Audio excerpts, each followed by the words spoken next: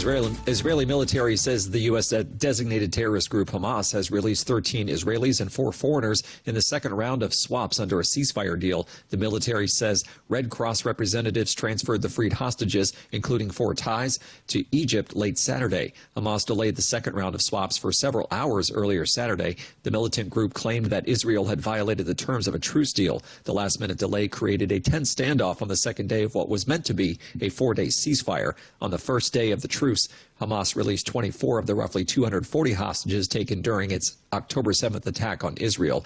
Israel freed 39 Palestinians. An Israeli-owned ship was targeted in a suspected Iranian attack in the Indian Ocean, AP correspondent Karen Shamus reports. A U.S. official has told the AP that an Israeli-owned ship has been targeted in a suspected Iranian attack in the Indian Ocean. A container ship owned by an Israeli billionaire has come under attack by a suspected Iranian drone. The attack in the Indian Ocean comes as Israel wages war on Hamas in Gaza. The U.S. defense official told the AP that the Malta-flagged vessel was suspected to have been targeted by a triangular-shaped Shahed drone while in international waters. The drone exploded, causing damage to the ship, but not injuring any of its crew. I'm Karen Shamas. President Joe Biden's nearly $106 billion aid package for Ukraine, Israel, and other needs is sitting idle in Congress. It's neither approved nor rejected, but it's being subjected to new political demands. Republicans are insisting on U.S.-Mexico border policy provisions in exchange for any new U.S. dollars for Ukraine in its fight against Russia. Linking Ukraine's military assistance to U.S. border security interjects the divisive domestic political issue of immigration and border crossings into the middle of an intensifying debate over wartime foreign policy. This is VOA News. Pakistani police say a blaze has killed at least 10 people in a shopping mall. The multi-story RJ Mall is in a high-rise commercial building that also houses call centers and software firms. The mayor of the southwestern city of Karachi said Saturday morning's fire injured at least 22 people, 5 in critical condition. He added rescue work and a cooling operation are underway. Cleanup is underway at the site of a Kentucky train derailment. AP correspondent Mike Hempen reports. State officials and crews with rail operator CSX have been working to remove train cars and spilled material at the site of the derailment near the small town of Livingston. They're also monitoring the air for traces of hydrogen sulfide and sulfur dioxide, but there hasn't been any detection of those substances since Thursday morning. The derailment sparked a chemical fire and prompted home evacuations in Livingston. The fire was extinguished early Thursday afternoon. CSX says the cause of the derailment and what caused the sulfur to ignite are still under investigation. I'm Mike Hempen. Syrian opposition activists say government forces shelling of a northwestern village has killed at least 9 people, including 6 children. The Saturday morning shelling in the village of Kawafin is the latest violation of a truce reached in March 2020 between Russia and Turkey, who back rival sides in Syria's 12-year conflict that has killed 500,000 people. The shelling struck a farm where people were picking olives and killed 9, including 6 children and 1 woman, according to the Britain-based opposition war monitor Syrian Observatory for Human Rights and the opposition's Syrian Civil Defense.